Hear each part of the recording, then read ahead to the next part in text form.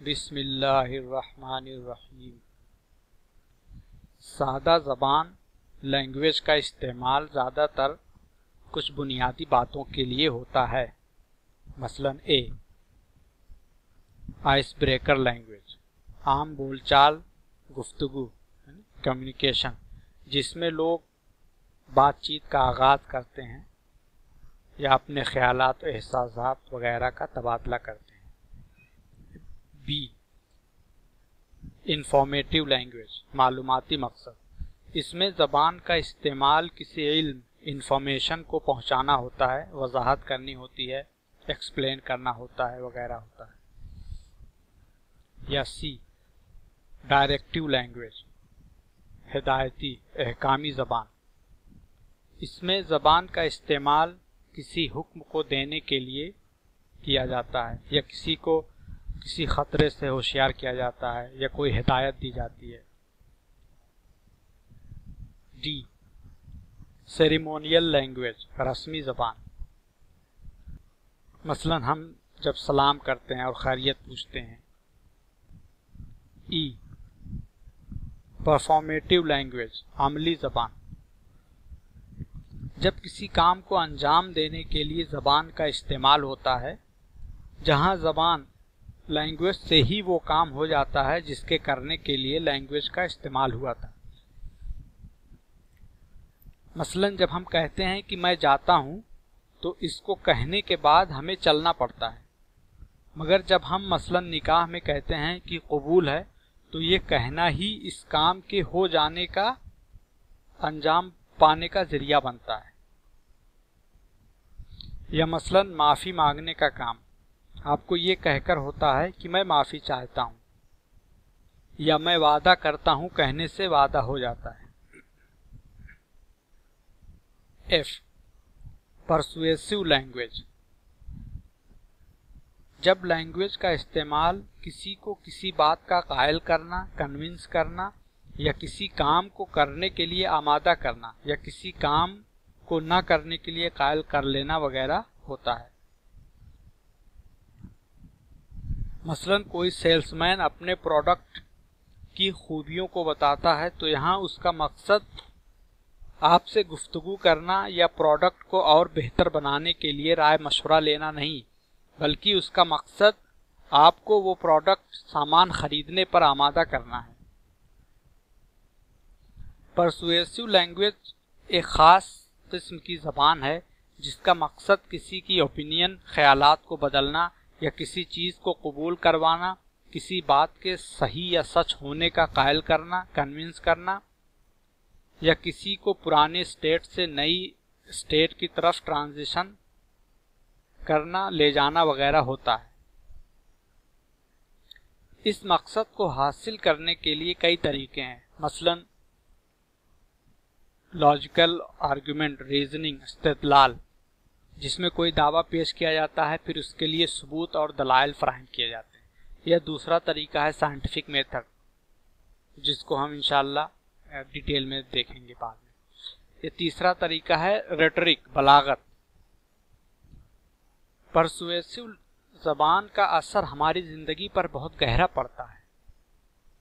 हमारे पैसे, वक्त और वफादारी हासिल करने के लिए परसुएसिव ज़बान का इस्तेमाल सबसे ज़्यादा होता है और यहीं से बलागत का इस्तेमाल शुरू होता है। बलागत क्या है? किसी साइन, सिंबल, ज़बान को ख़ास तरीके से ख़ास मकसद के लिए इस्तेमाल करने को बलागत कहते हैं, रेटरिक कहते हैं। जैसे फूल, बूटे या डिज़ाइन या कलर एक सादा कपड़े को खुशनुमा बना देती है, वैसे ही बलागत सादा ज़बान को असरदार, गहरी, दिलसोज, convincing, memorable, persuasive, forceful, energetic, compelling, फसीह, मुतासिरकुन, पुरकशिश बना देती है। अगर बलागत ना हो तो तकरीरें और किताबें एकदम सादा या शायद बोरिंग भी हो जाएं। बलागत की एक मिसाल आपके सामने है। मसलन जहन्नम को डिस्क्राइब करने का सादा तरीका है कि आप कहें कि जहन्नम बहुत वसी, बहुत बिग है, बहुत बड़ी है, या फिर बलागत का इस्तेमाल करके इस बात को ऐसे भी कहा जा सकता है जो आपके सामने है। बलागत का सबसे ज़्यादा इस्तेमाल परसुएसिव लैंग्वेज, कायल करने, कन्विंस करने, ख्यालात बदलने, नज़रियात बदलने वगैरह के लिए किया जाता है। लीडर्स, पॉलिटिशियंस, एडवर्टाइजर्स, मजहबी रहनुमा वगैरह इसका इस्तेमाल अपनी पॉलिसी, प्रोग्राम, पार्टी, प्रोडक्ट, नज़रिए को कबूल करवाने, फैलाने या बेचने के लिए खूब करते हैं। बलागत रेटरिक की बहुत सारी कॉमन रेटोरिकल डिवाइसेस हैं। मसलन रेटोरिकल क्वेश्चन से तो हम सब वाकिफ हैं। ये एक सवाल होता है जिसका मकसद जवाब हासिल करना नहीं, बल्कि किसी पॉइंट, नुक्ते का इस्तेदलाल करना होता है, किसी बात के लिए कायल करना होता है। इसका मकसद ऑडियंस, नाजरीन से एक मेंटल रिस्पांस हासिल करना होता है, जिसकी बुनियाद ऑडियंस की बिलीफ और वैल्यूज, अकायद व इक़दार, बैकग्राउंड, तजर्बे, एक्सपीरियंस, इल्म वगैरह पर होती है। या इसी तरह एक कॉमन रेटोरिकल डिवाइस है पर्सनिफिकेशन, जिसमें किसी गैर जानदार, इनएनिमेट को इस तरह से पेश किया जाता है जैसे वो जानदार है, एनिमेट है। या एक कॉमन रेटोरिकल डिवाइस है रॉयल वी, जो कि पॉपुलस लफ्ज है, यानी ज्यादा लोगों के लिए इस्तेमाल होता है, उसको रॉयल वी की तरह इस्तेमाल किया जाता है। इसी तरह बहुत से फिगर्स ऑफ स्पीच, तशबीह, इस्तिआरात, मेटाफर्स, रेपिटिशंस, दोहराना या एक जैसे एंडिंग वाले हरूफ या साउंड वगैरह कॉमन रेटोरिकल डिवाइसेस हैं, जिनको डिस्कस करना इस प्रेजेंटेशन के स्कोप से बाहर है। इंशाअल्लाह कभी बाद में बलागत पर सेपरेट प्रेजेंटेशन हो जाएगा। यहाँ हमारा मकसद ज़बान व बयान, बलागत, रेटरिक के गलत इस्तेमाल, धोखे, फ्रॉड पर नज़र डालनी है, ताकि उसके नुकसानात से खुद भी बच सकें और दूसरों पर उसका इस्तेमाल ना करें। परसुएशन यानी असरअंदाज होने की जितनी भी टेक्निक्स हैं, उन सब का गलत इस्तेमाल, फ्रॉड मौजूद है। मसलन लॉजिकल आर्गुमेंट्स में फालसीज, सोफिस्ट्री, सोफिस्तायत या साइंटिफिक मेथड में स्यूडो साइंस वगैरह का इस्तेमाल आम है, और इनमें से बहुत से गलत तरीकों को हम पिछले प्रेजेंटेशन में देख चुके हैं। यहाँ पर हम बलागत, रेटरिक के धोखों पर एक तफसीली नज़र डालेंगे। जैसे सफ़र को आसान और बेहतर बनाने के लिए फ्लाईओवर या ब्रिज वगैरह बनाए जाते हैं, वैसे ही अपने कुछ मकासद, जिनका जिक्र आगे गुजर चुका है, को हासिल करने के लिए ज़बान व बयान, बलागत का इस्तेमाल किया जाता है। अगर ब्रिज का आर्किटेक्ट, स्ट्रक्चर या डिज़ाइन अगर फ्लॉड हो, उसमें नुक्स हो, उसकी बुनियाद या स्ट्रक्चर में कमतर मटेरियल इस्तेमाल किया गया हो, तो उस पर चलना हमारे और हमारी फैमिली के लिए नुकसानदा और जानलेवा भी हो सकता है। उसी तरह लैंग्वेज मैनिपुलेटर्स या रेटोरिकल फ्रॉड्स के इस्तेमाल से बने जुमले, इस्तेदलाल, आर्गुमेंट्स, अक़वाल को कबूल करने उस पर अमल करने से हम बहुत सारे माशी, माशरती और सियासी नुकसानात उठाते हैं। अगर कपड़ा ही कमतर दर्जे का हो, तो उस पर बने फूल, बूटे, डिज़ाइन, कलर देखकर ही उसके आला, बेहतर होने का धोखा खा जाना एक अक्ली गलती है। अगर कपड़ा आला क्वालिटी का है, बेहतरीन धागों से बुना गया हो, तब अगर उस पर फूल, बूटे, डिज़ाइन, कलर का इजाफा किया जाए, तब उस कपड़े में चार चांद लगता है। इसी तरह लैंग्वेज, ज़बान से बने जुमले, अक़वाल, बयान, कोट्स, इस्तेदलाल, आर्गुमेंट्स अगर सच हों, माकूल दलीलों और काबिल कबूल सबूतों से बुने हुए हों, तब उनको अगर बलागत के साथ कहा जाए तो ये एक काबिल तारीफ, प्रेज़वर्दी सिफत है। लेकिन अगर यही जुमले, अक़वाल या कोट्स, इस्तिदलाल, आर्गुमेंट्स अगर झूठे हों, नाक़िस दलीलों और नाकाबिल कबूल सबूतों से बुने गए हों या सिरे से सबूत और दलीलों पर मबनी ही ना हो, सिर्फ उन जुमलों को रिटोरिकल डिवाइसेस, बलागत का लिबादा उड़ाकर अक्ल के बजाय जज्बात को भड़काकर कबूल करवा लिया जाए, तो ये रिटोरिकल फ्रॉड है और हम इसको ज़ेर बहस ला रहे हैं।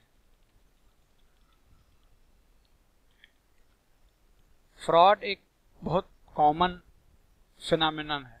ड्रोंगोस एक चिड़िया है। ये चिड़िया बहुत सी दूसरी किस्म की चिड़ियों के साथ घुल मिल कर रहती है और इन चिड़ियों के लिए ये ड्रोंगोस सिक्योरिटी गार्ड का काम करती है। अगर कोई प्रेडेटर खतरा करीब आ रहा होता है तो ये दूसरी चिड़ियों को खबरदार कर देती है, जो उनके सही वक्त पर भागने उड़ जाने में मदद देती है। ड्रोंगोस की इस सर्विस खिदमत की वजह से दूसरी चिड़ियों को अपनी हिफाजत और हरदम चौकन्ने रहने वगैरह में लगने वाले वक्त को बचाने और उस बचे हुए वक्त को और ज़्यादा चारा चुगने, खाना इकट्ठा करने और अपनी चोंच में ज़्यादा खाना भरने वगैरह का बेहतर मौका मिलता है। साउंड्स नोबल, मगर ड्रोंगोस फॉल्स अलार्म भी देते हैं, यानी कोई प्रेडेटर खतरा नहीं आ रहा होता है तब भी ये खुद बहुत सारे प्रेडेटर चिड़ियों के या खतरनाक दुश्मन चिड़ियों की आवाज़ निकालकर अपने पास मौजूद चिड़ियों को डरा देते हैं और वो सब खौफ से छाड़ कर भाग जाती हैं। फिर उन खानों को ये ड्रोंगोस खुद आराम से खाते हैं। ड्रोंगोस पर रिसर्च करने वाले साइंटिस्ट ने ये पाया है कि इस तरह ड्रोंगोस तकरीबन 1/4 खाना इन दूसरी चिड़ियों को धोखा देकर हासिल कर लेते हैं।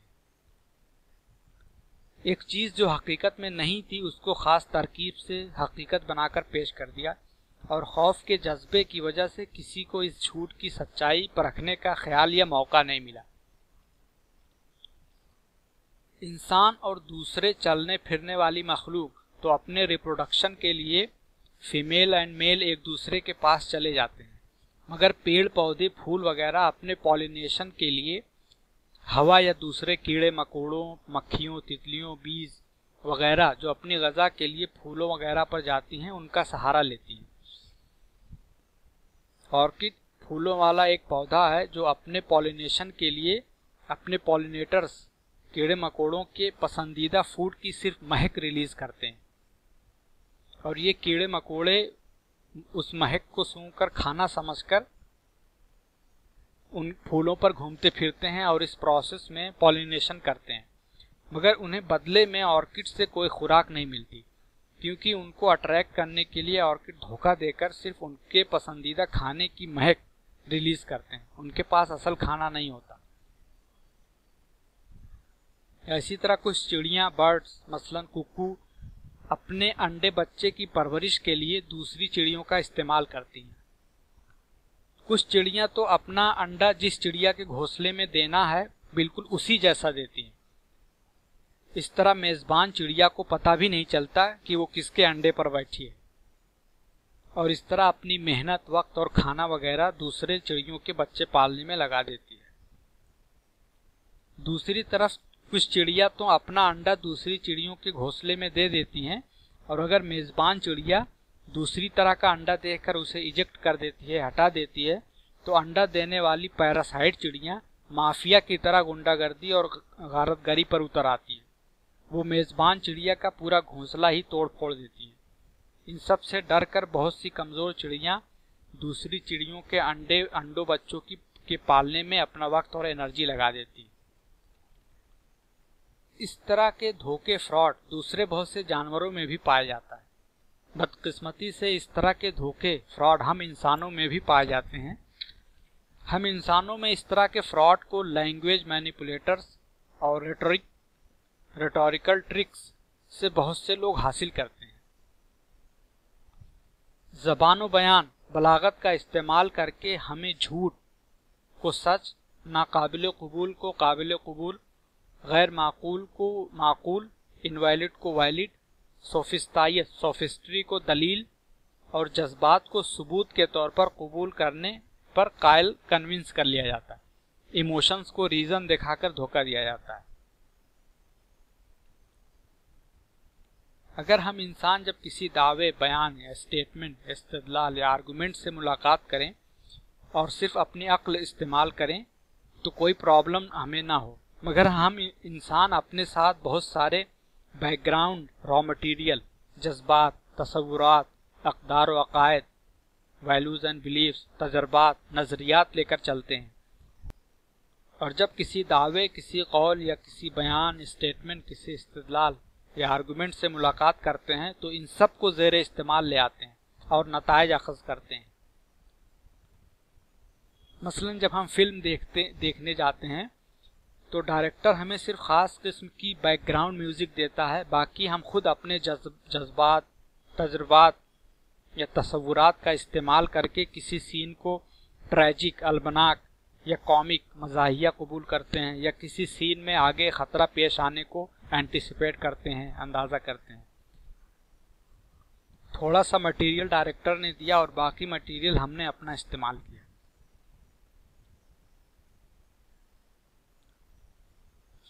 ज़बान, लैंग्वेज यानी बलागत या ग्रामर वगैरह की वजह से होने वाली गलतियों, नुकसानों से बचने के लिए मैथमेटिशियंस ने एक तरीका ये निकाला कि उन्होंने आम बोलचाल की ज़बान को छोड़कर सिंबल का इस्तेमाल शुरू कर दिया,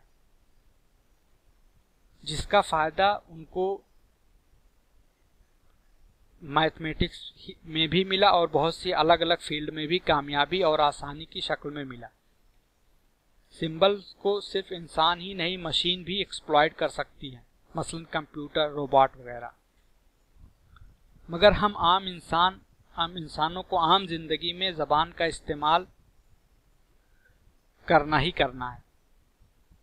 हमारे लिए बेहतर ये है कि हम ज़बान, बयान, बलागत के धोखों का इल्म हासिल कर लें और अपनी हिफाजत करें।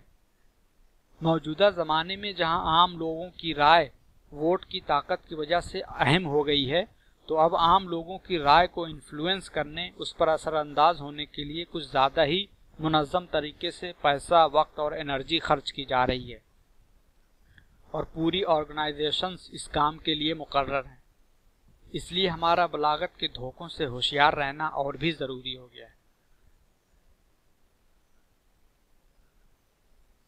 जब ज़बान का इस्तेमाल किसी को किसी बात, किसी काम के लिए कायल करने के लिए इस तरह किया जाए जिसकी बुनियाद अक्ल व फिक्र, सबूत और दलीलों पर नहीं, बल्कि सिर्फ गैर ज़रूरी जज्बात, पैशन, रेटरिक, बलागत पर हो, तो यहाँ रेटोरिकल फ्रॉड के रास्ते खुलते हैं।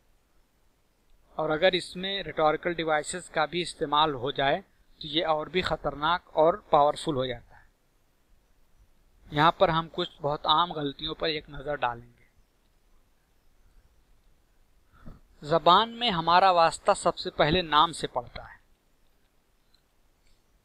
नेमिंग, ज़बान की पहली खासियत है नेमिंग, नाम रखना। ये प्रोसेस, अमल है जिसमें हम किसी चीज़ को नोटिस करते हैं, महसूस करते हैं, पहचानते हैं और लेबल देते हैं। नाम हमें एक चीज़ को दूसरी चीज़ से अलग करने और पहचानने में मदद देते हैं। नाम एक फोल्डर की तरह हमें उस चीज़ के मुतालिक सारी मालूमात को एक जगह रखने में, ऑर्गेनाइज करने और ज़रूरत पड़ने पर आसानी से रिट्रीव करने में मदद देता है। कहते हैं अगर किसी मुल्क की सियासी व माशी हालत को आसानी से देखना हो तो उस मुल्क के स्टॉक एक्सचेंज और स्टॉक इंडेक्स पर एक नज़र डाल लें, बहुत बेहतर अंदाज़ा, आइडिया लग जाएगा। इसी तरह अगर किसी कौम की इल्मी हालत, परवाज़ तख़य्युल का अंदाज़ा लगाना हो तो उस कौम की ज़बान की डिक्शनरी खोल कर देख लें कि किन किन चीज़ों, किन किन कॉन्सेप्ट्स और किन किन अमलों, एक्शंस के नाम उसमें दर्ज हैं। इससे आपको अंदाज़ा हो जाएगा कि उस कौम का परवाज़ तख़य्युल कहाँ तक है, क्या चीज़ें उसके लिए अहम हैं। नाम सुनने या पढ़ने के बाद हम किसी चीज़ या किसी अमल के बारे में कुछ ख्यालात करते हैं, कुछ याद करते हैं और कुछ इस्तिंबात करते हैं, इन्फ्रेंस करते हैं। और इसका फ़ायदा अक्सर गलत लोग सिर्फ अपने मकसद के हुसूल के लिए अच्छे या बुरे नाम देकर हासिल कर लेते हैं।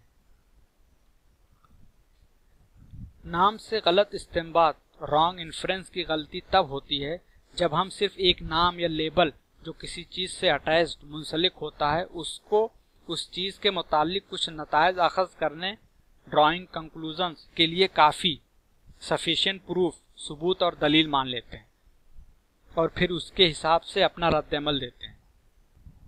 मसलन किसी ने अपनी पार्टी के नाम में अल्लाह, मोहम्मद या इस्लामिक या मुस्लिम, मसलन Hezbollah, Jaish Mohammed, Islamic state या मुस्लिम राष्ट्रीय मंच रख लिया और किसी दूसरे ने सिर्फ इन नामों से ये इस्तेंबात इन्फ्रेंस कर लिया कि ये अच्छी या शरई जमातें हैं या मुसलमानों की भलाई वाली जमातें हैं।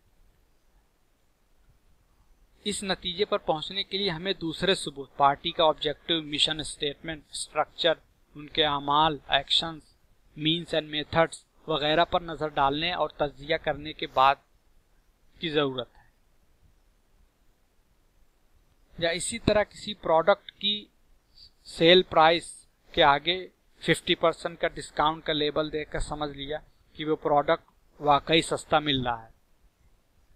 ये मार्केटिंग गिमिक भी हो सकती है। प्राइस बढ़ाकर लिखने के बाद फिर डिस्काउंट देकर ये यकीन दिलाया जा रहा है कि सामान सस्ता मिल रहा है या सामान में कोई खराबी, डिफेक्ट है, एक्सपायर होने वाला है जिसकी वजह से डिस्काउंट दिया जा रहा है, तो असलन आपको ये महंगा पड़ेगा। या इसी तरह सिर्फ किसी पैक पर लार्ज साइज लिखा देखकर इस नतीजे पर पहुंच गए कि ये वाकई लार्ज साइज है। या किसी गवर्नमेंट ने नया बजट पेश करके उसका नाम विकास का बजट रख दिया तो सिर्फ नाम से ही आपने समझ लिया कि ये वाकई अच्छा बजट है। या किसी मुल्क को डेमोक्रेसी का नाम देने से उसे डेमोक्रेसी समझ लिया, हालांकि पुलिस वहां लोगों को किडनैप करती हो, टॉर्चर करती हो, इनकाउंटर करती हो बिना किसी जुर्म सबूत के, जिसको चाहे महीनों और सालों कैद करती हो। या इसी तरह किसी इंसान को सिर्फ उसको दिए गए लेबल से ही उसको जज करना या मान लेना। मसलन किसी के बारे में कहा जा रहा है कि वो नंबर 1 है, सबसे बड़ा आलिम है या इमाम है, इंटेलेक्चुअल है, और सिर्फ इसी से उसको नंबर 1 आलिम या इमाम मान लिया। ये समझा ही नहीं कि इसका मतलब क्या हुआ, नंबर 1 बनने के लिए क्या क्या चीज़ें दरकार हैं और वो ज़रूरियात इस शख्स में पाई जाती भी हैं कि नहीं। लेबल का इस्तेमाल ज़्यादातर मनफी सोच पैदा करने के लिए भी होता है। नाम का एक गलत इस्तेमाल या नाम से गलत इस्तेमाल की गलती नेम कॉलिंग है। बुरा या मनफी सोच, खौफ पैदा करने वाली फीलिंग पैदा करने वाला लक़ब देना, जिसकी बुनियाद पर हम किसी शख्स या ग्रुप के बारे में बिना किसी सबूत, बिना किसी दलील के मनफी नेगेटिव जजमेंट ले लेते हैं। पॉलिटिशियंस इस तरकीब का इस्तेमाल अपने मुखालिफों के लिए अक्सर करते हैं। नाम से इस्तेमाल की एक गलती ये भी होती है जब किसी वाक़े या रवैये, इवेंट और बिहेवियर को सिर्फ नाम देने से ये समझ बैठना कि हमने उस रवैये, वाक़े की तवजीह भी कर दी है, एक्सप्लेन भी कर दिया है, यानी इस वाक़े रवैये की वजह भी पा ली है, डिस्कवर कर ली है, हालांकि हमने सिर्फ नाम दिया है और कुछ भी नहीं। मसलन कोई स्टूडेंट हमेशा डिस्टिंक्शन, फर्स्ट डिवीज़न से पास होता रहा हो। अब इस वाक़े को समझने के लिए, एक्सप्लेन करने के लिए कोई ये बताए कि वो तालिब इल्म बहुत ज़हीन है। अब इस लेबल से हम ये समझ बैठे कि वाक़े की वजाहत एक्सप्लेन कर दिया गया है और हमने समझ भी लिया है, हालांकि इस वाक़े को पूरी तरह समझने के लिए हमें ये देखने की ज़रूरत है कि उस स्टूडेंट का पढ़ाई का तरीका कैसा था, उसका शेड्यूल, टाइम टेबल कैसा था, कौन सी बुक्स, कौन से टीचर्स से पढ़ता था, या कितनी प्रैक्टिस और कैसी प्रैक्टिस करता था वगैरह जानने की ज़रूरत है। सिर्फ ज़हीन नाम देने से हमने कुछ भी नहीं एक्सप्लेन किया, कोई वजह नहीं बताई।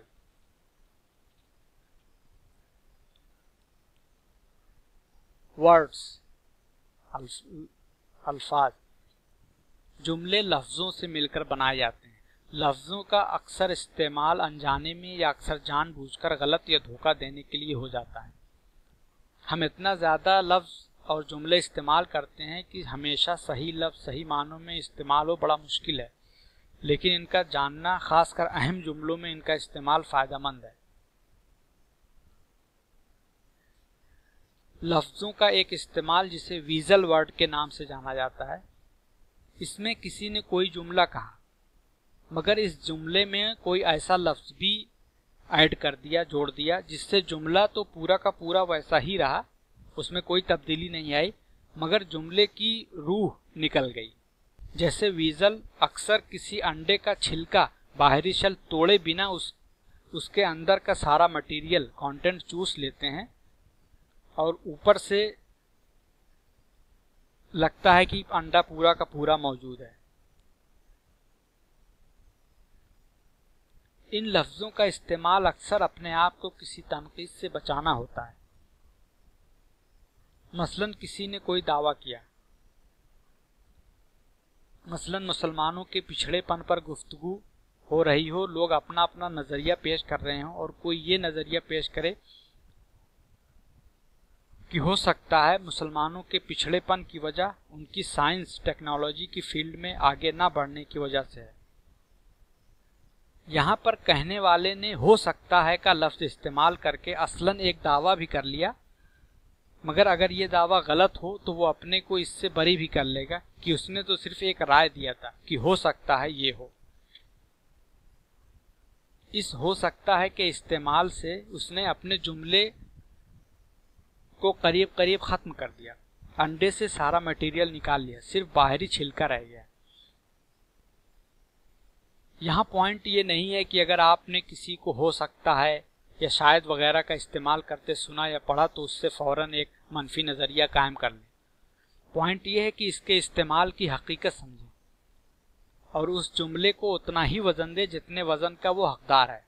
उसको बस ज़न्नो गुमान, राय के दर्जे में ही रखें और उसके फर्दर सबूत और दलीलों की तवक्का करें, एक्सपेक्ट करें, क्योंकि जिसने हो सकता है या शायद वगैरह का जुमला इस्तेमाल किया है, खुद उसके पास अपने दावे के लिए मजबूत दलाइल और काबिल कबूल सबूतों की कमी है, वरना वो सीधे सीधे दावा ही करता।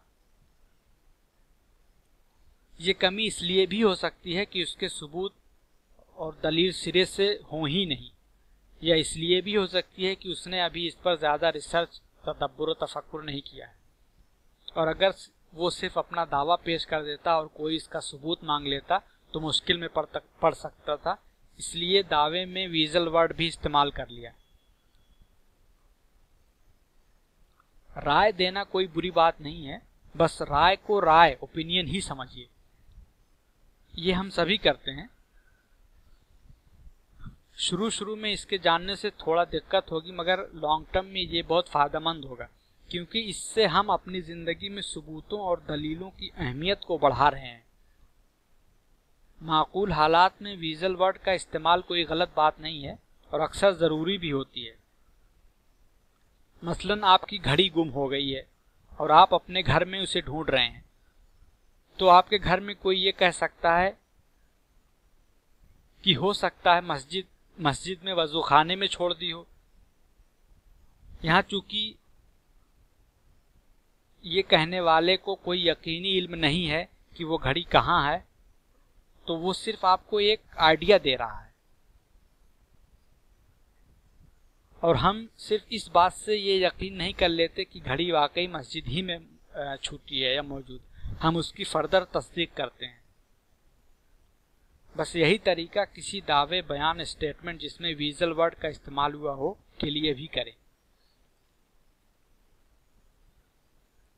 लफ्ज़ों के इस्तेमाल की एक स्ट्रेटजी ये भी होती है कि जो लफ्ज़ लोगों में बहुत मकबूल हो या जो लफ्ज़ लोग मस्बत, पॉजिटिव समझते हैं, उनको अपने बयान, स्टेटमेंट में सिर्फ लोगों के अप्रूवल, हिमायत हासिल करने, लोगों का दिल जीतने, लोगों की वफादारी हासिल करने के लिए इस्तेमाल कर लिया जाए।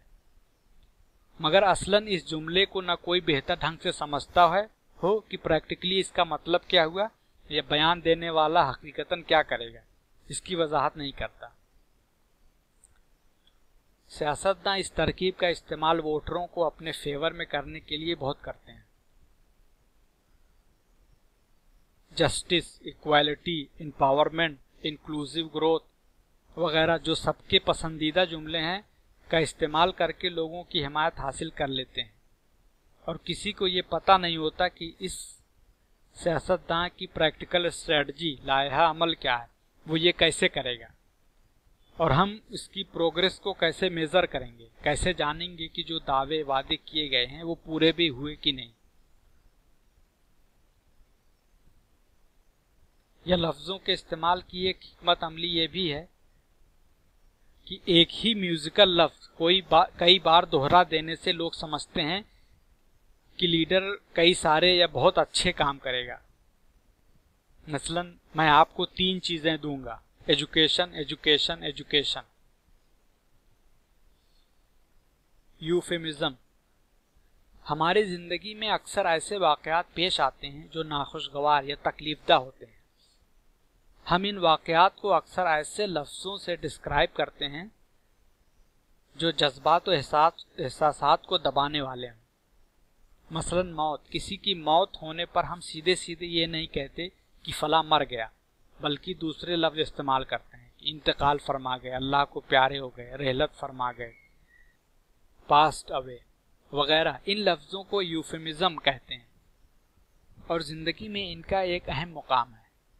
मगर जब इन यूफेमिज्म का इस्तेमाल गलत तरीके से होने लगे, किसी सच्चाई को छुपाने, उसकी असल हकीकत को लोगों को ना बताने और समझने के लिए किया जाने लगे। मसलन अपने मुल्क की फौज के जरिए दूसरे मुल्क के मासूम लोगों के कत्ल को कोलैटरल डैमेज कहना। यूफेमिज्म का इस्तेमाल इस तरह से करना कई वजह से गलत है। एक तो ये कि ऑडियंस को, सुनने वालों, पढ़ने वालों को धोखा देना है, और दूसरे इसके इस्तेमाल से धीरे धीरे लोगों को असल हकीकत को समझने की हिस्सियात मस्क हो जाती है। It distorts their sense of reality. Euphemism तो ऐसे लफ्जों का इस्तेमाल है जो बुरी चीजों की बुराई कम करके दिखाती है, मगर इसका उल्टा भी होता है, जहां ऐसे अल्फाज का इस्तेमाल किया जाता है जो सुनने वाले, पढ़ने वालों के जहन में बहुत शदीद मनफी, नेगेटिव जज्बात और एहसासात जगाता है, हालांकि असल वाकया दूसरा होता है। मसलन अपने गिरोह, जमात, फौज को फ्रीडम फाइटर का नाम देना और मुखालिफ अपोनेंट को गोरिल्ला, रिबेल, टेररिस्ट वगैरह का नाम देना, और सिर्फ इसी से लोगों के ख्यालात को इन्फ्लुएंस करना, और लोग ये न देखने की कोशिश करें कि हक पर कौन है, ऑपरेसर, और जालिम कौन है और मजलूम कौन है। इस तरह के लफ्ज कभी कभी इंसान की इंसानियत खत्म कर देते हैं। किसी इंसान या कौम को बुरा, नुकसानदा लेबल लगा देने के बाद, डिह्यूमनाइज करने के बाद, फिर उनको ह्यूमन बीइंग ही ना समझने और फिर उन्हें मारने काटने पर किसी तकलीफ तक को महसूस ना करने की मिसालें तारीख में मौजूद हैं। एक इंडिविजुअल, इशरत जहां को टेररिस्ट का लेबल लगाकर बिना किसी तरद्दुद के पुलिस इनकाउंटर करना और मुल्क भर की मेजॉरिटी को इस इंसिडेंट से कोई तकलीफ महसूस न करना, या पूरी की पूरी कौम जूज का होलोकॉस्ट करना बिना किसी रिमोर्स के की मिसालें हम सब जानते हैं। इंडिया में 1983 में नेल्ली, आसाम में हजारों मुसलमानों को, 1984 में दिल्ली में पंजाबियों को, और फिर 2002 में गुजरात में मुसलमानों को जेनोसाइड को कितनी आसानी से लोगों ने बिना किसी तरद्दुद, बिना किसी रिमोर्स के अंजाम दिया। मुसलमानों को इस तरह के धोखों से बचना चाहिए, वरना वो खुद किसी दूसरों पर जुल्म कर बैठेंगे।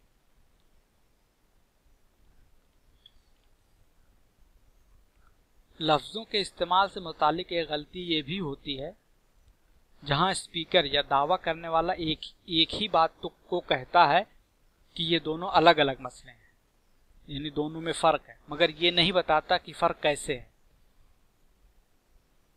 मसलन वेस्ट में इस्लाम का मजाक उड़ाना तो फ्रीडम ऑफ स्पीच है, मगर अगर कोई वैसा ही मजाक जुडाइज्म, यहूदियत का उड़ाए तो उसको एंटीसेमिटिज्म का नाम दिया जाता है और मजाक उड़ाने वाले को सजा भी दी जाती है।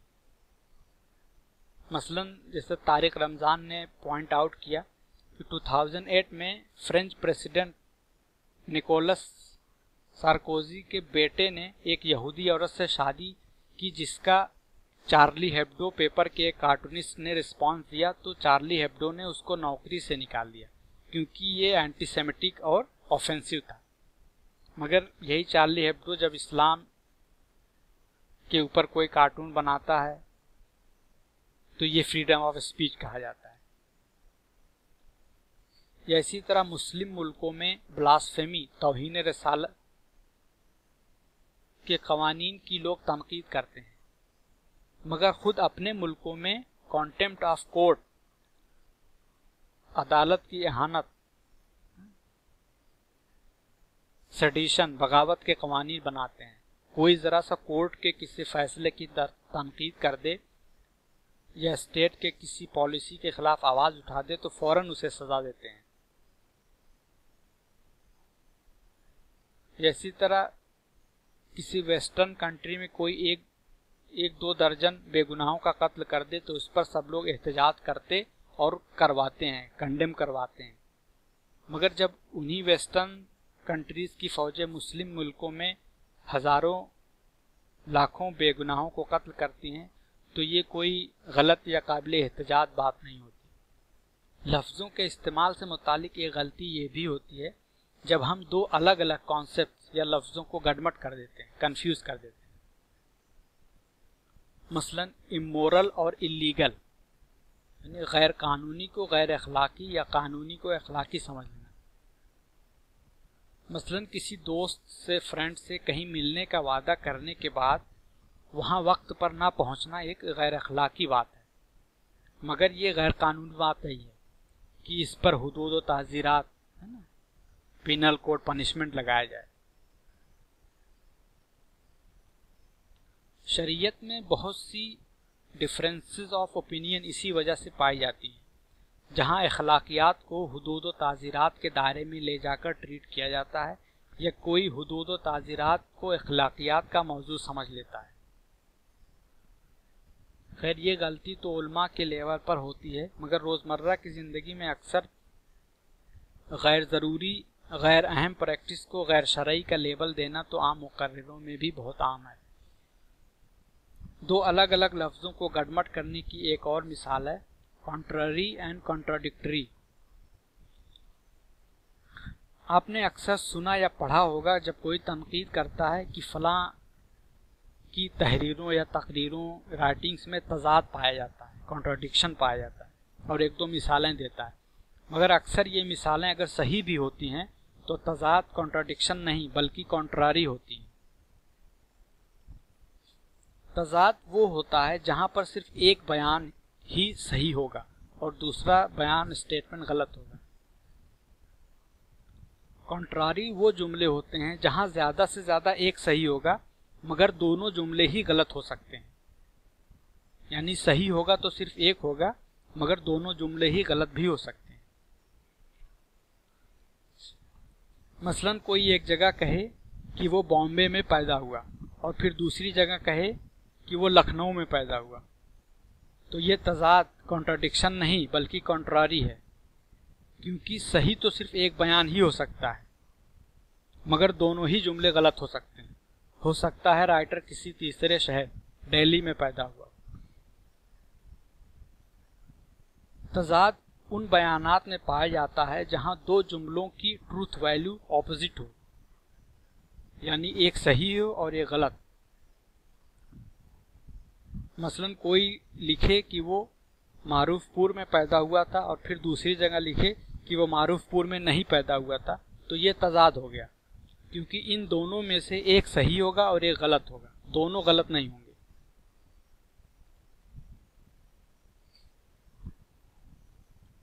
दोस्त, दुश्मन, अमीर, गरीब कॉन्ट्राडिक्टरी नहीं, कॉन्ट्रारी हैं,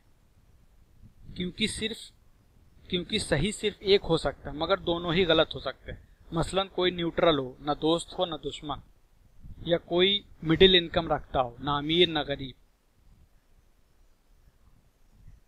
दोस्त और दोस्त नहीं या अमीर नहीं कॉन्ट्राडिक्टरी हैं। इसमें इनमें तजाद पाया जाता है, क्योंकि सिर्फ एक सही और दूसरा गलत होगा, दोनों गलत नहीं हो सकते। या तो आप अमीर हैं या तो आप अमीर नहीं हैं, दोनों गलत नहीं हो सकते और ना दोनों सही हो सकते हैं।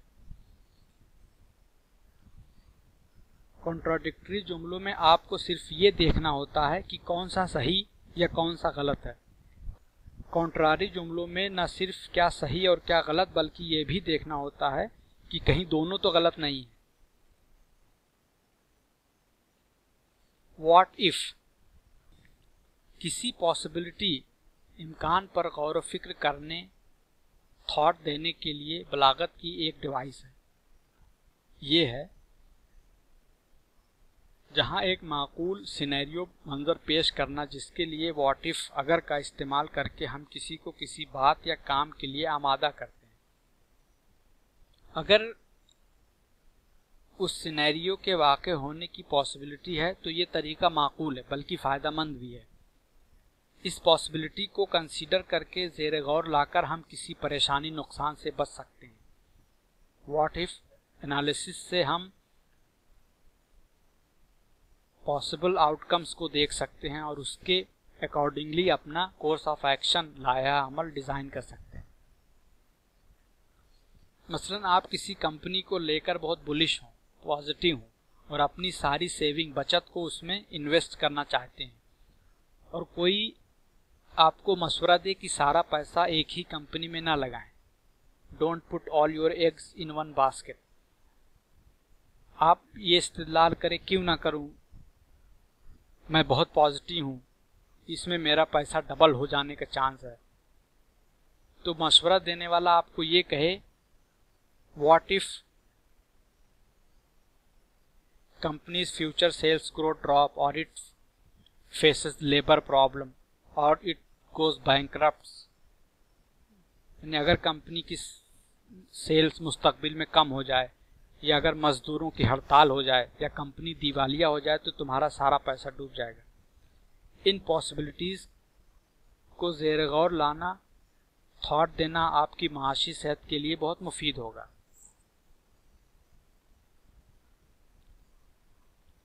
मगर बलागत की इस टैक्टिक, तरकीब का इस्तेमाल अक्सर गलत तरीके से और गलत मकसद के लिए होता है। इस्तेदलाल आर्गुमेंट के दौरान कोई एब्सर्ड सिनेरियो, मज़ाक़ खेज या गैर ज़रूरी सिनेरियो, फिक्शनल सिनेरियो पेश करता है जिसके नताइज बुरे या गलत निकलने वाले, और इस फिक्शनल गैर हकीकी सिनेरियो से निकलने वाले नतीजों की बुनियाद पर आपको असल मौजूदा चीज़ के बारे में कोई फैसला लेने, कोई नज़रिया कायम करने की दावत देता है, उकसाता है। हालांकि अगर वो सिनेरियो फ्यूचर में वाकई हो भी जाए, तब भी फैसला उस वक्त फ्यूचर में लेना चाहिए, ना कि आज ही अपने मौजूदा हालात के बारे में कोई फैसला सिर्फ एक फिक्शनल सिनेरियो की बुनियाद पर ले लें। मसलन इस्लाम के खिलाफ एतराज़ात में से एक सवाल अक्सर लोग ये करते हैं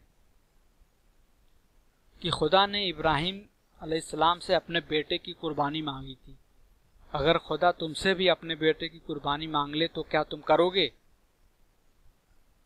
यानी तब भी मुस्लिम रहोगे। यहाँ एक फिक्शनल सिनेरियो दिखाकर आपसे असल इस्लाम, जिसमें आपसे आपके बेटे की कुर्बानी नहीं मांगी गई है, के बारे में नजरिया कायम करने, फैसला लेने की कोशिश की जा रही है। ये तो ऐसा ही है जैसे आप अपनी बीवी से मोहब्बत करते हो और कोई आपसे व्हाट इफ सिनेरियो, अगर तुम्हारी वाइफ किसी दूसरे से अफेयर चलाए तब भी उससे मोहब्बत करोगे। अब इस सिनेरियो की बुनियाद पर आप आज असल सिचुएशन के बारे में अपने एहसासात तब्दील कर लें और अपनी बीवी को मोहब्बत करना बंद कर दें या छोड़ने को तैयार हो जाएं, तो ये कम अक्ली है, बल्कि बेवकूफ़ी है। इस तरह के फिक्शनल गैर हकीकी सिनेरियोज में एक गलती लोग ये भी कर देते हैं कि वो वाकई इसका जवाब दे देते हैं। मसलन ईमान के जोश में आकर जवाब देंगे कि हाँ, मैं अपने बेटे को कुर्बान कर दूंगा। या अक्सर लोग ये समझते हैं कि अगर जवाब हाँ में नहीं दिया तो लोग कहीं ये ना समझें कि इब्राहिम अलैहिस्सलाम ने कोई गलत काम करने की कोशिश की। ये सोच गलत है। ये एपिसोड दरअसल इस बात का सबूत है कि इब्राहिम अलैहिस्सलाम को अल्लाह के बारे में इल्मुल यकीन था और उन्हें अल्लाह से मोहब्बत थी। जिस चीज़ से मोहब्बत होती है उसके लिए लोग अपना जान और माल कुर्बान करते हैं। आम इंसान अपने मुल्क के लिए अपने बेटों को मरने के लिए जंग में भेजते हैं और बहुत से इसमें सचमुच मरते भी हैं। यहाँ लोग इन वालिदैन को इज्जत देते हैं और वालिदैन फ़ख्र महसूस करते हैं। इब्राहिम अलैहिस्सलाम को अल्लाह से ज़्यादा मोहब्बत थी, वो अल्लाह भक्त थे। दूसरे इस तरह के सवालात का जवाब नहीं दिया था।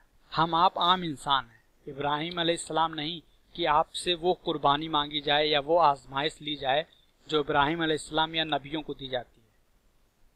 हम आप तो यूट्यूब पर साइड वाली पुरकशिश वीडियो पर क्लिक ना करें कि आजमाइश में पास हो जाएं, तो यही बड़ी बात है। नबियों के इम्तिहानात का हामिल हो सकने से आपने एक कैटेगरी को दूसरी कैटेगरी में मिक्स कर दिया। आपने एरर ऑफ क्लासिफिकेशन कर दिया, एप्पल और ऑरेंज में कंपैरिजन कर दिया। गैर ज़रूरी सवालात का गलत या गैर ज़रूरी जवाब नहीं देना चाहिए। आजकल फेमिनिज्म का जोर है। इस्लाम पर एतराज़ात करते हुए एक सवाल अक्सर लोग ये भी करते हैं कि खुदा ने किसी औरत को नबी क्यों नहीं बनाया। एक लेक्चर में मैंने एक स्पीकर को इस मसले पर डिस्कस करते हुए सुना। वो औरत के नबी न बनाए जाने की हिकमत पर तबसरा कर रहे थे, तबसरा ख्यालात कर रहे थे कि रसालत की जिम्मेदारियों और औरत की जिस्मानी ज़रूरतों वगैरह से इस्तेदलाल कर रहे थे। इनफैक्ट एक बात की औरत को पीरियड आता है और वो इस दौरान नमाज नहीं पढ़ा सकती, और दूसरे रिलेटेड इशूज़ पर बात करते हुए महफिल थोड़ा मज़ाहिया भी हो गई थी। यहाँ पर जवाब में दो गलतियाँ हो गई। एक तो जवाब गलत, दूसरे जवाब गैर ज़रूरी। स्पीकर ने अपनी अक्ल से जो समझा उसको खुदा की हिकमत समझ लिया कि उन्हीं हिकमत की वजह से औरत को नबी नहीं बनाया गया। खुदा इन सारी कमियों को दूर कर सकता है। ये सारी बातें हिकमत नहीं बल्कि खुदा की मजबूरी हो जाएंगी कि अगर खुदा ने इस वजह से औरतों को नबी नहीं बनाया। दूसरे, जब ऐसा ही एक सवाल खुद खुदा से पूछा गया और खुदा ने जवाब भी दिया, तो फिर आपको अपना बनाया हुआ जवाब देने की कोई ज़रूरत नहीं थी। खुदा से जिस वक्त सवाल किया गया था उस वक्त फेमिनिज्म नहीं, उस वक्त क्लासिज्म था। तब इशू मर्द औरत नहीं बल्कि अमीर गरीब, ऊंचे और ताकतवर और नीचे और कमज़ोर लोगों के दरमियान था। असल तवज्जो नजरिए, दावे, बयान, स्टेटमेंट पर रखिए। अगर उसमें कोई कमी खामी पा रहे हैं तो उस पर सवाल उठाइए। सिर्फ इस बुनियाद पर किसी प्रोडक्ट और आइडिया पर एतराज़ उठाना कि उसे किसी मर्द या किसी औरत, किसी गोरे या किसी काले, किसी अरबी या किसी अजमी, लेफ्ट हैंडेड या राइट हैंडेड, काले बालों वाला या भूरे बालों वाला, टॉल या शॉर्ट ने पेश किया है या आइडिया किसी गैर मुल्क से आया है, ये कोई वैलिड माकूल एतराज़ नहीं है। इस तरह के एतराज़ात ना तो खुद करिए और ना इस तरह के एतराज़ात करने वालों को एंटरटेन करिए। सिर्फ बता दीजिए कि ये जेनेटिक फालसी है। कब कहाँ बहस नहीं करनी है ये जानना भी इस्तिदलाल, आर्गुमेंट, आर्ट ऑफ आर्गुमेंट, फन तफकीर का हिस्सा है। जुमले, स्टेटमेंट्स, कोट्स, अक़वाल हम अपनी रोज़मर्रा की ज़िंदगी में अपने किसी दावे या किसी प्रैक्टिस, रस्म व रवाज या कोर्स ऑफ एक्शन को सच्चा या सही साबित करने के लिए अक्सर कोट्स, अक़वाल को एज ए प्रूफ, सबूत पेश करते हैं। या कोई दूसरा दावा पेश करने के बाद एक कोटेबल कोट, अक़वाल ज़र्री सुना देता है तो हम उसके दावे को सही समझ लेते हैं कि कायल हो जाते हैं और किसी सबूत, दलील की ज़रूरत नहीं महसूस करते। आम बोलचाल में इन अक़वाल ज़र्री का इस्तेमाल कोई ज़्यादा काबिल एतराज़ या नुकसानदा भले ना हो, मगर इल्मी व फ़िक्री मामलों में या किसी अमल की बुनियाद रखने के लिए ये निहायत नुकसानदेह और गलत तर्ज़ फ़िक्र है। अक्सर अक़वाल इतने मशहूर होते हैं कि कोई उनकी सदाकत की तस्दीक व तहकीक नहीं करता, बस सुनकर ही उसको पुरहिकमत पॉपुलर विजडम मान लेता है। कोट्स अक़वाल के अंदर पाई जाने वाली गलतियों को अक्सर दूसरे कोट्स के जरिए ही पाया जा सकता है। मसलन हम first impression is last impression को भी पुरहिकमत मानते हैं और डोंट जज a book by its cover को भी पुरहिकमत समझते हैं। किसी नुक्ते को बेहतर तरीके से समझाने, उस पर रोशनी डालने, आम गुफ्तगू, टाइम पास वगैरह के लिए तो अक़वाल ज़र्री वगैरह का इस्तेमाल भले ही कर लें, मगर अपने किसी अमल, किसी अकीदे, नज़रिए की बुनियाद किसी कोट पर रखने से पहले ये ज़रूर देख लें कि उस कोट के पुरहुकमत सही या सच होने के क्या सबूत और दलाइल हैं। बहुत से लोग किसी अमल के करने में बहुत सारे उसूल ज़वाबित भूल जाते हैं, बहुत सी हदें तोड़ देते हैं और अपने इस गलत अमल का जवाब जस्टिफिकेशन इस कौल से देते हैं कि रोज़ रोज़ थोड़ी होता है या ये तो सिर्फ एक बार होता है। कोई काम अगर रोज़ रोज़ ना होता हो या सिर्फ एक बार होता हो तो इसका ये मतलब नहीं है कि इस काम के मुतालिक जो उसूल ज़वाबित, जो हुदूद हैं, उनका ख्याल ना रखा जाए।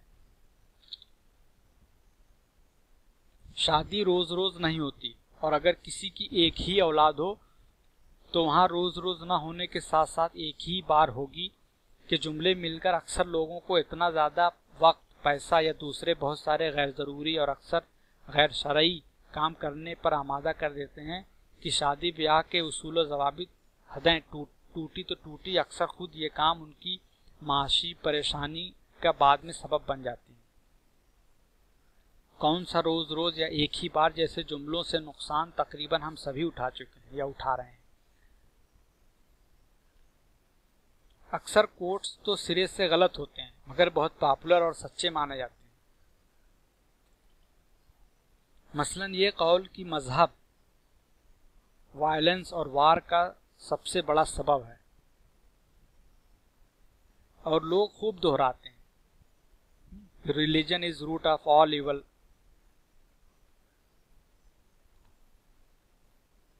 चार्ल्स फिलिप एंड एलन ने अपनी किताब इंसाइक्लोपीडिया ऑफ वॉर में तकरीबन 1800 जंगों का तज्जिया किया है और उन्होंने पाया कि मजहब की वजह से होने वाली जंगों की तादाद 10% से भी कम है और उनमें होने वाली अमवात में भी सिर्फ 2-3% है, जबकि अकेले नॉन रिलीजियस और सेकुलर वर्ल्ड वॉर 1 में ही तकरीबन 35 मिलियन यानी 350 लाख लोग मारे गए।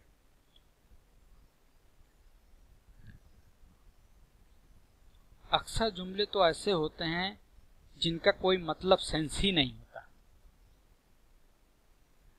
मसलन एक जुमला अक्सर लोग बड़े कॉन्फिडेंस से दोहराते फिरते हैं, I don't like organised religion. ये कोई अनऑर्गेनाइज्ड गैर मुनज़्ज़म मजहब को पसंद करते हैं या ये समझते हैं कि ऑर्गेनाइज्ड मुनज़्ज़म होना कोई बुरी बात है। ये सेंसलेस जुमला। खुलासा ये है कि किसी कौल बयान को सिर्फ बलागत की वजह से ज़र्री लगने की वजह से उसको पुरहिकमत, वाइज और सच या सही ना मान लें, उसके पीछे सबूतों और दलीलों पर भी एक नज़र डाल लें। अक़वाल ज़र्री कोटेबल कोट्स की बुनियाद पर तकरीबन सभी नज़रियात, अकायद, आमाल को सही करार दिया जा सकता है। आप चाहे जिस नज़रिए, अकीदे, अमल के बारे में भी ढूंढेंगे आपको कोई ना कोई अक़वाल ज़र्री मिल ही जाएगा। इसलिए अगर आप किसी बात को सही समझते हैं और इस सोच के पीछे सिर्फ कोई भड़कता हुआ जुमला अक़वाल ज़र्री कोट है तो एक बार अपनी सोच का सही से तज्जिया कर लें। इनवर्स। हमारी एक जिबिल्लत, इंस्टिंक्ट ये है कि हम एक जुमला स्टेटमेंट पढ़कर उस जुमले के इनवर्स, उल्टे जुमले के बारे में भी ख्याल, नज़रिया बना लेते हैं, वहाँ भी इस्तेमाल कर लेते हैं, इन्फर कर लेते हैं जहाँ नहीं करना चाहिए। आम जिंदगी में तो अक्सर हमारा ये इस्तेमाल सही भी हो सकता है, मगर अक्सर ये गलती होती है, और ख़ासकर किसी मुआहदे, कॉन्ट्रैक्ट और वादे में ये गलती करना नुकसानदा होता है।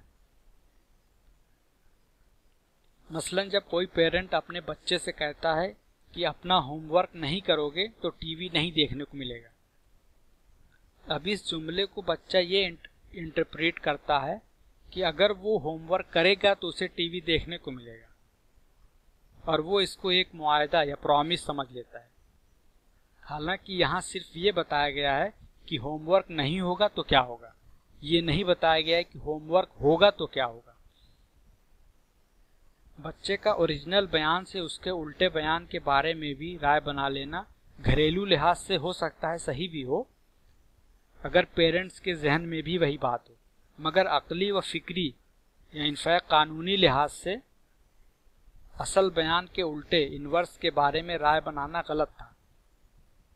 इस तरह के इंटरप्रिटेशन मतलब निकालने की गलती को एक मिसाल से समझा जा सकता है। अगर ये कहा जाए कि अगर आप साइंसदान हैं तो आप अक्लमंद हैं, अब इससे ये भी समझ लेना कि अगर आप साइंसदान नहीं हैं तो आप अक्लमंद नहीं हैं, गलत है। यहाँ सिर्फ ये बताया गया है कि अगर आप साइंटिस्ट हैं तो आपकी क्या खुसूसियत है, ये नहीं बताया गया कि अगर आप साइंटिस्ट नहीं हैं तो क्या है। अगर यहाँ हम साइंटिस्ट की जगह मर्द का लफ्ज़ इस्तेमाल कर लें तो इसकी गलती और भी वाज़ेह हो जाएगी। यानी अगर ये कहा जाए कि अगर आप मर्द हैं तो अक्लमंद हैं या बहादुर हैं, फिर ये नतीजा निकालना इसके इनवर्स कि अगर आप मर्द नहीं हैं यानी औरत हैं तो आप अक्लमंद नहीं हैं या डरपोक हैं, ये गलती ही नहीं कंट्रोवर्सी भी है। इसलिए किसी दिए गए जुमले से ऑटोमेटिक उसके उल्टे इनवर्स के बारे में भी फौरन और ज़रूरी कोई राय ना बना लें, और ख़ासकर किसी मुआहदे, कॉन्ट्रैक्ट, प्रॉमिस में इसका ख़ास ख्याल रखें। जो बात कही गई है सिर्फ उसको देखें। अगर आप इनवर्स उल्टे जुमले के बारे में भी राय बना रहे हैं तो कॉन्ट्रैक्ट में इसको साफ साफ लिखवा लें या लिख लें। ये सुपरफ्लुअस अबस नहीं बल्कि हिकमत का तकाजा है। मुआहदा या वादा इल्मी व कानूनी तौर पर तभी मुकम्मल होगा। Every school boy knows. अक़वाल से मुतालिक एक गलती या चालाकी ये भी है कि जब अपने किसी मुतनाज़ा दावे, कंट्रोवर्शियल क्लेम या कमज़ोर दावे या बेसबूत दावे को बिना किसी मुखालफत के सच या सही कबूल करवाने के लिए लोग ये जुमला कि every school boy knows it, ये तो स्कूल जाने वाले बच्चों को भी पता है, या हाई स्कूल के बच्चे भी इसको जानते हैं, वगैरह कहकर अपना दावा पेश कर देते हैं। अब सुनने वाला ऑडियंस इस खौफ या शर्म से कि एक ऐसा मौजू जो बच्चे तक जानते हैं और वो नहीं जानता, बिल्कुल खामोशी से कबूल कर लेता है, अपने किसी डाउट का इजहार नहीं करता।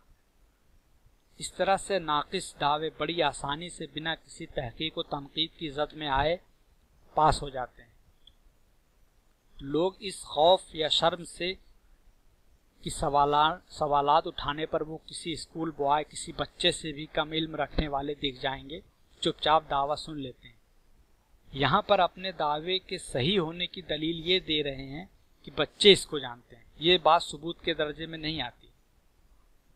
यहाँ माकूल दलीलों और काबिलो कबूल सबूतों के बजाय सिर्फ खौफ या शर्म के जज्बात का इस्तेमाल किया जा रहा है। यानी यहाँ आप दावे को इसलिए नहीं कबूल करें कि इसके दलाल और सबूत मौजूद हैं, बल्कि इसलिए करें क्योंकि कबूल न करने की सूरत में आप स्कूल के बच्चों से भी कम इल्म रखने वाले कहे जाएंगे। इस तरह के जुमलों से होशियार रहिए। कोई अगर ऐसा जुमला इस्तेमाल करता है तो एक बार ये ज़रूर सोचिए कि उसको ये जुमला कहने की ज़रूरत क्यों पड़ी। अगर कोई बात वाकई सच है, सही है, तो उसको सीधे सीधे पेश कर देते और सबूत और दलाइल दे देते। कहीं ऐसा तो नहीं है कि दावा कमज़ोर, गलत या झूठा है, यानी इसका कोई काबिल कबूल सबूत या माकूल दलील नहीं है। आखिर हम ये तो नहीं कहते कि हर बच्चा जानता है कि 2 और 2 4 होते हैं। हम सीधे सीधे 2 और 2 4 होते हैं कहते हैं। किसी दावे से पहले इस तरह के अल्फाज देखें तो एक बार जरूर सोचें कि आखिर इस जुमले को इस्तेमाल की जरूरत क्यों पेश आई। क्वेश्चंस। बलागत में सवालात का इस्तेमाल भी अक्सर बड़ी चालाकी से किया जाता है। Biased question. एक सवाल कुछ इस तरह से किया जाता है जो किसी खास जवाब की तरफ ज्यादा झुकाव रखता है। सवाल में कुछ ऐसे अजाफी अल्फाज होते हैं जो सवाल को बायस बना देते हैं। मसलन अगर किसी सर्वे में ये पूछा जाए कि क्या आप अपने बच्चों को माजूर होने से बचाने के लिए पोलियो ड्रॉप पिलाएंगे, ये सवाल हाँ के जवाब की तरफ ज्यादा झुकाव रखता है। सादा सवाल तो ये होता कि क्या आप अपने बच्चों को पोलियो ड्रॉप पिलाएंगे, मगर इस माजूर होने से बचाने के लिए का इजाफी जुमला डालकर हाँ के जवाब की तरफ झुक गए। अब कौन ऐसा होगा जो ये जवाब देगा कि नहीं, मैं अपने बच्चों को माजूर होने से बचाने के लिए पोलियो ड्रॉप नहीं पिलाऊंगा। सवालात सुनने या पढ़ते वक्त इस बात का ध्यान रखें कि सवालात कुछ इस तरह से तो नहीं फ्रेम किया गया है जो किसी खास जवाब की तरफ ज्यादा माइल करता है। मसलन अगर औरतों से पॉलीगैमी के बारे में सर्वे किया जाए तो मेजॉरिटी का जवाब पॉलीगैमी के खिलाफ रहेगा, या अमीरों से टैक्स बढ़ाने की पॉलिसी पर सर्वे किया जाए तो मेजॉरिटी का जवाब इस पॉलिसी को गलत और काउंटर प्रोडक्टिव करार देगा। इस तरह के सर्वे बायस्ड होते हैं। सर्वे करने वाले अगर ये सर्वे अपने फेवर में पाते हैं तो इसको सबूत और दलील बनाकर पॉलिसी चेंज करने या इम्प्लीमेंट करने का इस्तेदलाल करते हैं, और अगर अपने फेवर में नहीं पाते तो सर्वे को अहमियत नहीं देते और वही करते हैं जिनको वो सही समझते हैं। इस तरह कुछ सवालात ऐसे होते हैं जिनका सही जवाब मिलना मुश्किल होता है। मसलन अगर कंजर्वेटिव सोसाइटी में नौजवानों से सर्वे वगैरह में ये सवाल किया जाए कि वो पोर्नोग्राफी देखते हैं या हफ्ते में कितनी बार देखते हैं, तो मेजॉरिटी इस सवाल का सही जवाब नहीं देगी। अगर सर्वे में हिस्सा लेने वालों की आइडेंटिटी छुपी हुई हो तो वो थोड़ा बहुत लोग सही जवाब देंगे। इसी शेम की वजह से रेप केसेस भी अंडर रिपोर्टेड होते हैं। इन सब को न जानने वाला स्टैटिस्टिक्स देखकर जो अंदाजा लगाएगा वो सच नहीं होगा। Leading question. इसी तरह एक सवाल इस तरह किया जाता है जो किसी जवाब की तरफ लीड करता है। सवाल पूछने वाला जो जवाब चाह रहा होता है वो जवाब अपने सवालों से आपके मुंह में डाल रहा होता है। इसकी मिसालें खासकर अदालत में देखने को मिलती हैं। सीधा सवाल कि आपने मौके वारदात पर क्या देखा का सवाल इस तरह से पूछा जाएगा कि क्या आपने मौके वारदात पर जैद के हाथ में छुरी या बंदूक देखा। यहाँ मुल्जिम का नाम और आले हथियार का नाम आपके मुंह में डाला जा रहा है।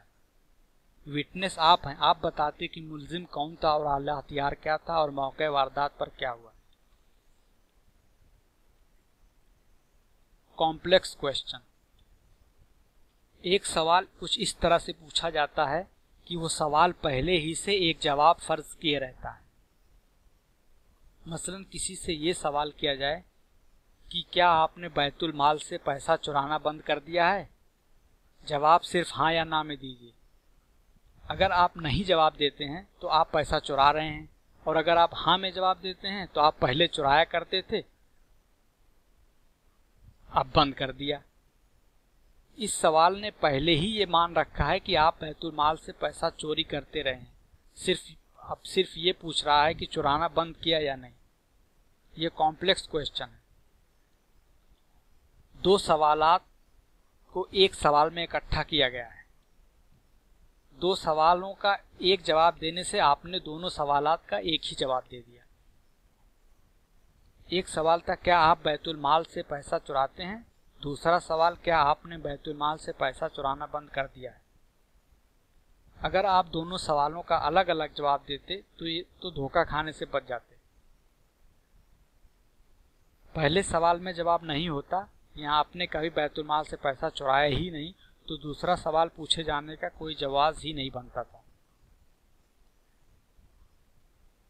कॉम्प्लेक्स सवालों का जवाब सिर्फ हाँ या ना में नहीं दिया जा सकता, क्योंकि इसमें कई सवालात एक साथ पूछे जा रहे हैं। एक जवाब को सारे सवालात का जवाब मान लिया जाएगा, जबकि आपने दूसरे सवालात का जवाब दिया ही नहीं। किसी एक हाँ या ना को सिर्फ किसी एक सवाल के जवाब के लिए दीजिए, खासकर जब सिर्फ हाँ या ना का जवाब मांगने वालों से होशियार रहिए कि कहीं वो कई सवालात को एक सवाल बनाकर तो पेश नहीं कर रहे। इस तरह के सवालात में छुपे मफरूजों, हिडन अजम्पशंस को हमेशा पहले सामने लाइए। अस्सलामु अलैकुम वरहमतुल्लाहि वबरकातुहू।